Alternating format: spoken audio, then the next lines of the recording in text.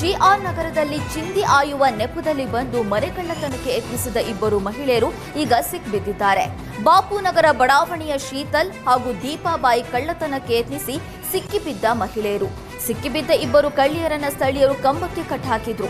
ಬಳಿಕ ಪೊಲೀಸರಿಗೆ ಒಪ್ಪಿಸಲಾಯಿತು. ಕಲಬುರಗಿಯ ಆರ್ಜಿ ನಗರ ಪೊಲೀಸ್ ಠಾಣೆ ಪೊಲೀಸರು ಠಾಣೆಗೆ ಕರ್ಕೊಂಡು ಬಂದು ವಿಚಾರಣೆ ಮಾಡಿದಾಗ ಕಳ್ಳತನಕ್ಕೆ ಯತ್ನಿಸಿದ್ದು ಬಯಲಾಗಿದೆ. ಅಲ್ಲದೆ ಈ ಮಹಿಳೆಯರಿಬ್ಬರ ವಿರುದ್ಧ ಬೇರೆ ಬೇರೆ ಠಾಣೆಗಳಲ್ಲಿ ಕಳ್ಳತನದ ಪ್ರಕರಣಗಳು ದಾಖಲಾಗಿರುವುದು ಕೂಡ ಈಗ ಬೆಳಕಿಗೆ ಬಂದಿದೆ. ಬೆಳೆ ವಿಮೆ ಹಣ ಕೂಡಲೇ ಬಿಡುಗಡೆ ಮಾಡಬೇಕು ಅಂತ ಆಗ್ರಹಿಸಿ ರೈತರು ಕಲಬುರಗಿ ಜಿಲ್ಲಾ ಉಸ್ತುವಾರಿ ಸಚಿವ ಪ್ರಿಯಾಂಕ್ ಖರ್ಗೆ ಅವರ ಕಚೇರಿ ಮುಂದೆ ಧರಣಿಯನ್ನ ನಡೆಸಿದ್ದಾರೆ. ಕಲಬುರಗಿ ಜಿಲ್ಲೆಯ ರೈತರು ಬೆಳೆ ವಿಮೆಯನ್ನ ಪಾವತಿಸಿದ್ದಾರೆ. ಜಿಲ್ಲೆಯಲ್ಲಿ ಈ ಬಾರಿ ಅತಿವೃಷ್ಟಿಯಿಂದ ವ್ಯಾಪಕ ಬೆಳೆ ಹಾನಿಯಾಗಿದೆ.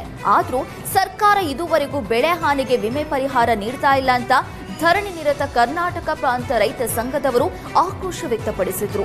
ಬಜೆಟ್ನಲ್ಲಿ ಕಲಬುರಗಿ ಜಿಲ್ಲೆಗೆ ಅತಿ ಹೆಚ್ಚು ಪ್ರಾತಿನಿಧ್ಯ ನೀಡಬೇಕು ಮತ್ತು ತೊಗರಿಗೆ ಪ್ರೋತ್ಸಾಹ ಧನ ಘೋಷಿಸಬೇಕು ಅಂತ ಧರಣಿ ನಿರತರು ಆಗ್ರಹಿಸಿದ್ರು.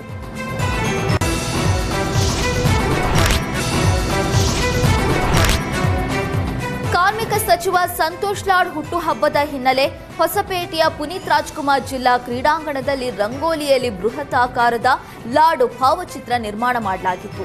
1 ಕ್ವಿಂಟಾಲ್ಗೂ ಅಧಿಕ ರಂಗೋಲಿ ಬಳಸಿ 7 ಜನ ಕಲಾವಿದರು ಬರೋಬ್ಬರಿ 14 ಗಂಟೆಗಳ ಅವಧಿಯಲ್ಲಿ ಸಂತೋಷ್ ಲಾಡು ಭಾವಚಿತ್ರ ನಿರ್ಮಾಣ ಮಾಡಿದ್ದಾರೆ.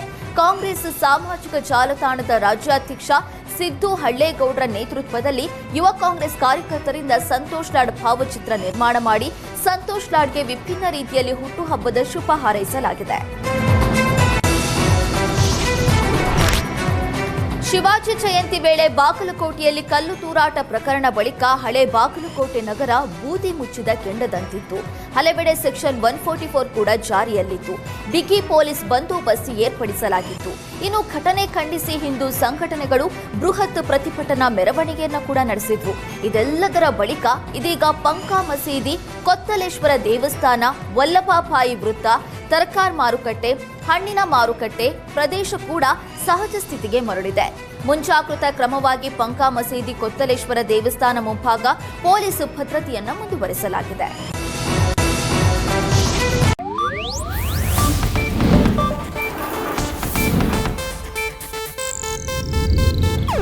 ಇದು ಏಷ್ಯಾನೆಟ್ ನ್ಯೂಸ್ ನೆಟ್ವರ್ಕ್ ಪ್ರಸ್ತುತಿ.